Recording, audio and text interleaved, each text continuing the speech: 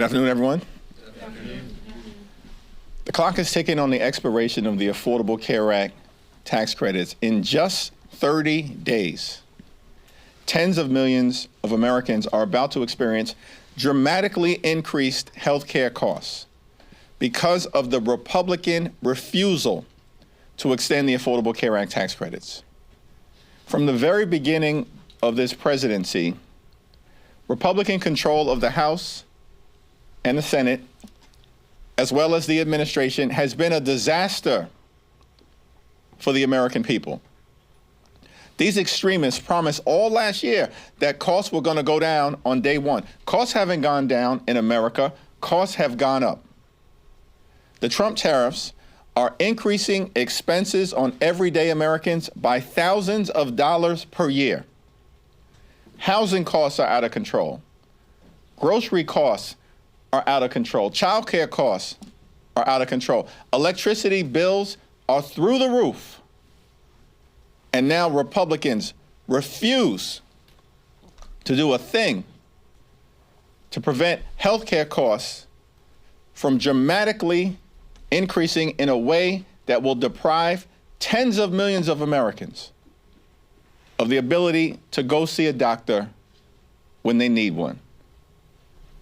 Republicans have done nothing over the last several months to address the health care crisis that they have created. And they continue to refuse to take yes for an answer. Democrats have an active discharge petition, and all we need are a handful of House Republicans to join us. And we can trigger an up or down vote on a 3-year extension of the Affordable Care Act tax credits to save the health care of the American people. In every single state in this country, and protect the health care of people who these so-called Republican members allegedly represent, but who have failed to do a single thing to make their life better. Questions? Leader Jeffries, your Senate Democrat colleagues, they previously expressed openness to reforming the credits, working through differences. Why propose a 3-year clean extension? Time has run out on Republican inaction. They have done nothing over the last 60 days but stumble, fumble, and bumble as it relates to addressing the health care crisis that they've created. Understand that this year, House Republicans enacted the largest cut to Medicaid in American history. These extremists have thrown 14 million people off of Medicaid. At the same period of time, hospitals, nursing homes, and community-based health centers are closing all throughout the country, including in rural America, because of what Republicans have done in their one big ugly bill. They've launched an unprecedented assault on the Centers for Disease Control and the National Institute of Health, jeopardizing the well-being of the American people. Vaccines are increasingly unavailable in the United States of America. Children are getting sick unnecessarily all across the country. And now on top of all of that, that parade of horribles, Republicans refuse to extend the Affordable Care Act tax credits, which are going to expire this month. Time has run out on Republicans playing partisan games. We have a discharge petition that, if it received an up or down vote in the House of Representatives, we are confident will pass. But obviously, Mike Johnson has zero interest in protecting the health care of the American people. Instead, these extremists are gutting the health care of the people that they represent, including in the state of Louisiana. Senate Democrats next week will be able to put up a vote for the ACA subsidies. Do you think there's any plan that Republicans would actually get on board with to have a bipartisan bill? And if not, what should Democrats put up on the floor of the Senate? There are Republicans in the House and the Senate who during the Trump Republican shutdown consistently said that once the shutdown ends that they caused, that they'd be willing to address the healthcare crisis that they've created. Most immediately by extending the Affordable Care Act tax credits. Now, we had nothing but crickets from them. It even appears that the Trump administration was ready to put forth a plan that would at least have been worthy of consideration, and that Mike Johnson tanked it. So now, Mike Johnson wants to act like he's the Speaker of the House? Really, when it comes to the health care of the American people and possibly doing something bipartisan, he wants to act like he's in control? When the reality is he's done nothing but bend the knee to Donald Trump since January 20th? I mean, House Republicans have been nothing but a rubber stamp for Donald Trump's extreme agenda since January 20th. And when it appears that Donald Trump actually might be willing to enter into a good faith bipartisan negotiation to extend the Affordable Care Act tax credits, House Republicans detonate the agreement. These people aren't serious about anything other than providing massive tax breaks to their billionaire donors. That's not a hypothetical statement. That's not hype. That's not hyperbole. It happened. They enacted the largest cut to Medicaid in American history. They ripped food out of the mouths of hungry children and seniors and veterans this year in their one big ugly bill. $186 billion cut to SNAP. And why did they do all of that? So they could reward their billionaire donors with massive tax breaks. And so the extremists are just showing the American people who they are. And as a result, the only viable path forward, it appears, in the House and in the Senate, is a straight extension of the Affordable Care Act tax credits. Let's see what Senate Democrats put on the floor next week, and we'll continue to press our case on our side of the Capitol. Thank you, Leader Jeffries. Yeah. I just wanted to ask if there's been any kind of formal or informal back channeling with Republicans who might be supportive of the discharge petition going on at all?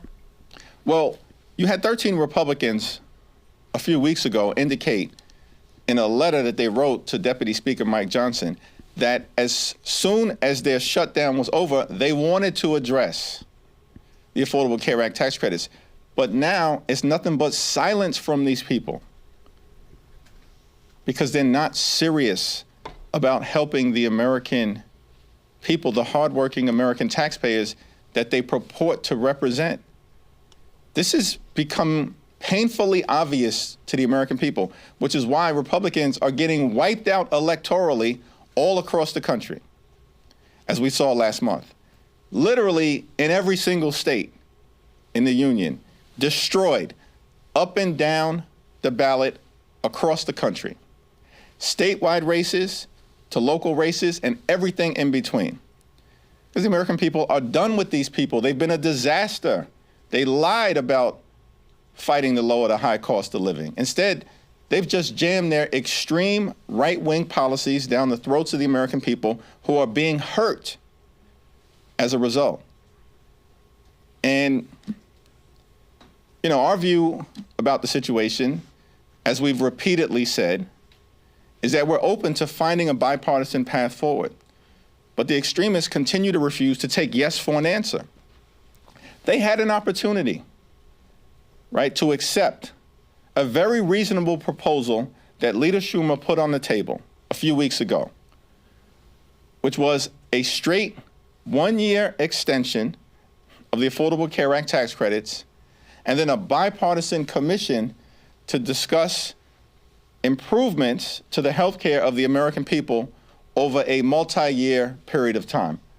What was objectionable about that? But Republican extremists rejected it because they have no interest in doing anything to make life better for working class Americans, everyday Americans, and hardworking American taxpayers. And that's a shame.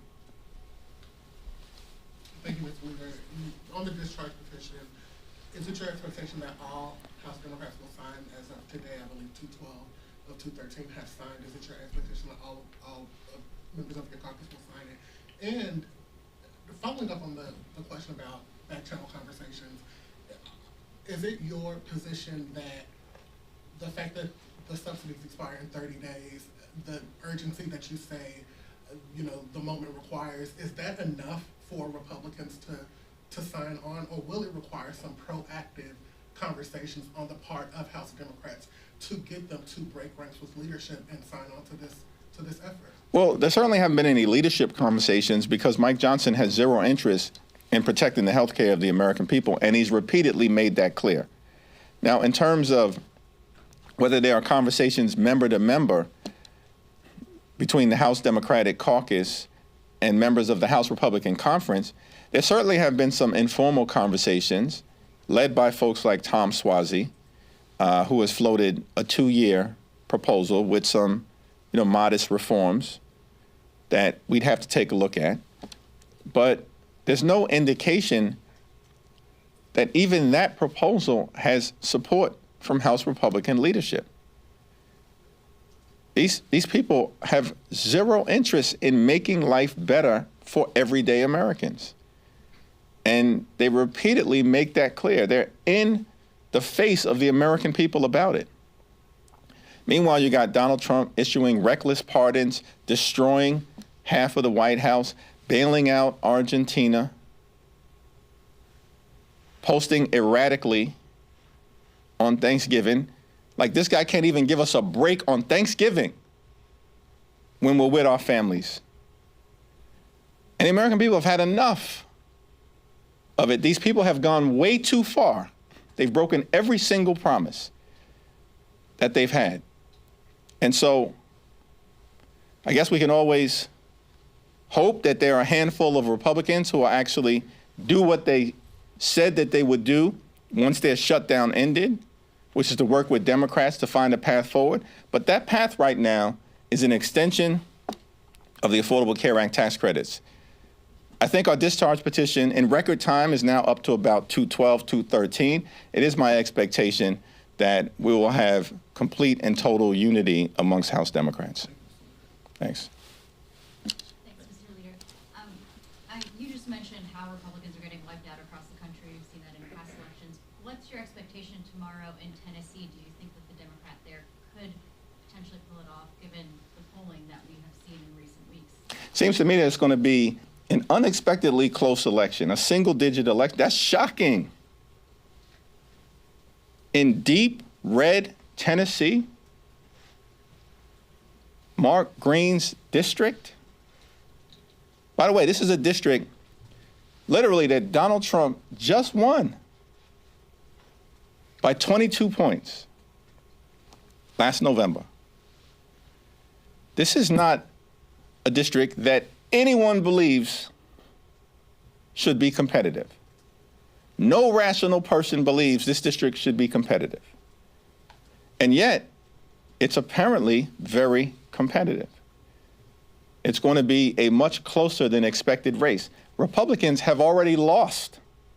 The fact that they are spending millions of dollars to hold a seat that Donald Trump just won by 22 points is extraordinary, and more evidence that Republican extremists are completely and totally on the run because they have failed the American people. And it's Democrats who are making the case all over the country that we are actually the ones fighting to lower the high cost of living, fighting to fix our broken healthcare system, and fighting to clean up the type of corruption that has the American people disgusted. What I don't understand is that Republicans keep doubling and tripling down on their extremism, and it ain't working.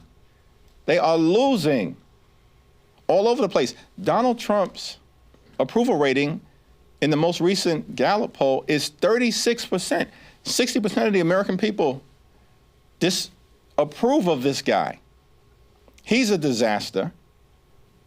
And now the president and Mike Johnson are holding a rally tonight in Mark Green's district that Trump just won by 22 points because they're scared to death. about what could happen? If these people, these extremists, were actually rational, instead of doubling and tripling down on their extremism, continuing to lie to the American people, why don't they just change direction and actually partner with Democrats to solve problems on behalf of the American people? When the Congress convened at the start of the year, we made very clear we'll work with anyone, anytime, any place, new administration, other side of the aisle, to make life better for the American people. But Republicans have refused. They've gone down this my way or the highway approach. And we're not down with that, because we're not going to go along to get along when their policies are hurting the American people. Thanks. Leader, I wanted to talk to you a little bit about Trump's immigration plan to ban third world citizens. I mean, America, a lot of them are trying to come here to be able to make a better life, and have your thoughts on that, sir. Yeah, our view is that, one, of course, we support the notion of having strong border security. No one ever disputes that. We have a broken immigration system. We need to fix it, but it should be fixed in a comprehensive and bipartisan way. But at the same period of time, we are going to stand up for law-abiding immigrant families and communities who have been under assault by Donald Trump and the so-called Secretary of Homeland Security. They're a disgrace. We're going to stand up for dreamers. We're going to stand up for farm workers and for farmers who have been crushed by Donald Trump's extreme policies. And in this country, it shouldn't be that complicated, that we are both a nation anchored in the rule of law and a nation of immigrants, a gorgeous mosaic of people from all across the world. It's why we're the envy of the world, because that is one of the ingredients in American exceptionalism. And the American people actually don't want us to lose it, which is why even Donald Trump's immigration policies right now are deeply unpopular and underwater. The White House is denying that Secretary Hegseth had anything to do with the double tap strikes on alleged Venezuelan drug boats in the Caribbean. A, do you believe that? And B, if he or any other administration officials are found to have been culpable for any war crimes, do you think that Democrats will take any sort of punitive legislative action against them? The White House is lying, but that's no surprise, because they lie for a living, and the American people know it. It's my understanding that Pete Hegseth, the so-called Secretary of Defense, was absolutely involved. I think he may have even recently acknowledged that, because the facts are incapable of being disputed. And so the question in front of us, and I believe there will be bipartisan investigations in both the House and in the Senate, in order to determine whether war crimes were committed and either U.S. law or international law or both were violated. It's already been crystal clear that Pete Hegseth is the most unqualified Secretary of Defense in American history. I called for him to be terminated months ago when the Signalgate scandal first broke out. Everybody on Capitol Hill knows he should have never been confirmed. It's a shame. It's because these Senate Republicans, just like House Republicans, are nothing more than puppets for Donald Trump's extreme policies. That's why they put Pete Hegseth into that position when they knew he was woefully unqualified. And now we have real evidence that extrajudicial killings are taking place. That's the stain on America's leadership in the free world, which is why our international standing is plummeting. And of course, the standing of the Republican Party is a complete and total disaster here in the United States of America. Thank you, Leader Jeffries. Following up on immigration, one of the more controversial policies President Trump announced in recent days is his intent to potentially strip citizenship away from anybody he feels isn't a benefit to the United States. I'm just curious, what's your reaction to that? That was an unhinged statement by Donald Trump. He knows he doesn't have the capacity to strip citizenship away. He's behaving like a wannabe king, and the American people are rejecting that. Thanks. I think it was your last press conference, you made mention of the need to clean up the ethics of Washington. Do you support the Chip Roy bipartisan bill, and do you have any evidence that a bill like that could actually make it this time after years of failure? Yeah, it's not clear to me that the legislation introduced by Chip Roy is actually going to make it out of the Republican-run committee, yet alone on the House floor, because Mike Johnson and Steve Scalise and Republicans oppose the legislation. These people have zero interest in cleaning up the corruption that is benefiting members of their party in real time. We know that's the case because Donald Trump and his administration is the most corrupt administration in American history. It's not even close. Richard Nixon is way down in the distance.